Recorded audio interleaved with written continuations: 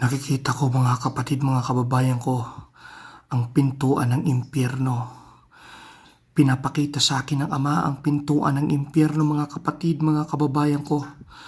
Ngayon ay 12:00 ng madaling araw. Ang espiritu ko ay nasa pintuan ng kaharian ng Diyos. Nakikita ko ang maraming ulap. Naririnig ko ang bulong ng Ama. Ipinapakita niya sa akin ang pintuan ng impyerno, ang malawak na lawa ng apoy. Diyan nagmumula sa albay. Nakakakilabot, mga kapatid, mga kababayan ko, ang pintuan ng impyerno diyan sa albay. Nakikita ko, napakalawak na dagat, punong-puno ng apoy. Mga kapatid, mga kababayan ko, ang pintuan ng impyerno ay nandyan sa albay. Nandyan sa albay ang pintuan ng impyerno. Ipinapakita ngayon sa akin ng Ama ang pintuan ng impyerno dyan sa albay. Nakikita ko ang mga tao na hindi magsisisi sa kanilang mga kasalanan. Bubukas ang pintuan ng impyerno. Iluluwa lahat ng apoy. Iluluwa lahat ng lahar. Tatabunan lahat ng mga tao na hindi nakikinig sa salita ng Diyos, na hindi nagsisisi sa kanilang mga kasalanan. Bawat nilalang sa mundong ito na hindi sumasamba sa Panginoong Jesucristo, kapag bumuka ang pintuan ng impyerno, iluluwa ang lahat ng nilalaman na lahar sa bukana ng Bulkang Mayon. Bukana ng Bulkang Mayon sa albay, ang pintuan ng impyerno.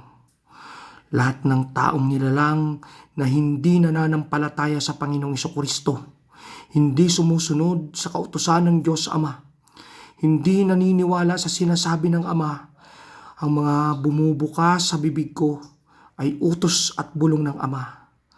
Ang sabi ng Ama, ang lahat ng taong may tibok ang puso sa sanlibutan ito ay mahal ng Ama. Kaya ibinigay niya ang kanyang nag-iisang bugtong na anak, upang sino man ang sumampalataya sa Kanya, kailanman ay hindi mapapahamak, bagkus magkaroon ng buhay na walang hanggan. Kaya ang mananampalataya lang sa Kanya, ang susunod sa Kanyang kalooban, yun lamang ang magkakaroon ng buhay na walang hanggan sa kaharian ng Diyos. Subalit ang mga taong hindi susunod, hindi makikinig kapag bumuka ang pintuan ng impyerno at iniluwa ang lahat ng lahar, matatabunan, iaanod, papunta sa lawa ng impyerno. Kaya mga kapatid, mga kababayan ko dyan sa albay, makinig kayo sa propesiya, sa paalala ng Panginoong Diyos Ama, ng Panginoong Jesucristo, sa bulong ng Ama, na magsisi na kayo sa inyong mga kasalanan. Talikdan na ninyo yung dating kayo na makasalanan. Iwasan na ninyo ang mga bisyo, mga pagsusukal, mga pandaraya, panluloko sa kapwa, pag-iinom, pagtataksil. Sikapin ninyong ipanganak muli. Talikdan ang inyong dating tao na makasalanan. Yung sarili ninyo na makasalanan, patayin nyo na yan.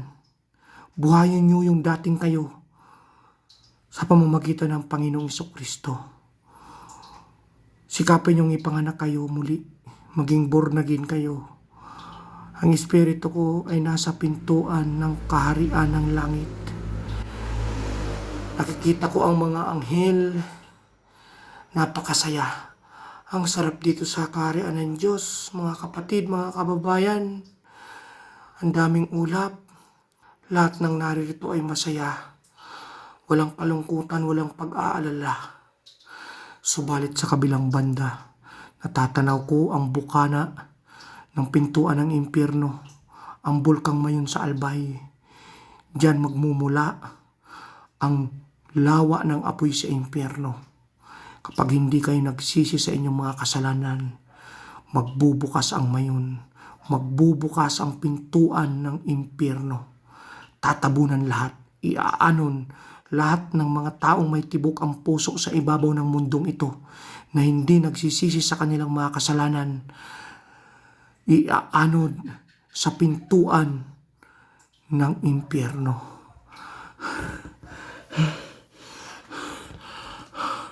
Mga kapatid, mga kababayan, ang espiritu ko ngayon, 12:00 ng madaling araw ay nasa pintuan ng kaharian ng Diyos.